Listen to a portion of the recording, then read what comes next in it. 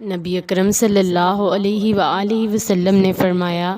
اگر کوئی شخص اپنی بیوی کے پاس آنے کا ارادہ کرے تو یہ دعا پڑھے، اللہ کے نام سے، اے اللہ ہمیں شیطان سے دور رکھ، اور جو کچھ تو ہمیں عطا فرمائے اسے بھی شیطان سے دور رکھ۔ تو اگر اس صحبت سے کوئی اولاد مقدر میں ہوگی تو شیطان اسے کچھ بھی نقصان نہیں پہنچا سکے گا۔ رسول اللہ صلی اللہ علیہ وآلہ وسلم نے فرمایا، جس نے یہ کلمہ کہ اللہ کے سوا کوئی معبود نہیں، تنہا ہے، اس کا کوئی شریک نہیں، اس کے لیے بادشاہی ہے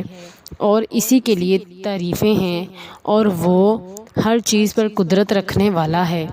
دن میں 100 دفعہ پڑھا، اسے 10 غلاموں کو آزاد کرنے کا ثواب ملے گا، اور اس کے لیے 100 نیکیاں لکھ دی جائیں گی، اور اس کی 100 برائیاں مٹا دی جائیں گی، اور اس دن وہ شیطان کے شر سے محفوظ رہے گا۔ شام تک کے لیے کوئی اور شخص اس دن اس سے بہتر کام کرنے والا نہیں سمجھا جائے گا، سوائے اس کے جو اس سے زیادہ کرے۔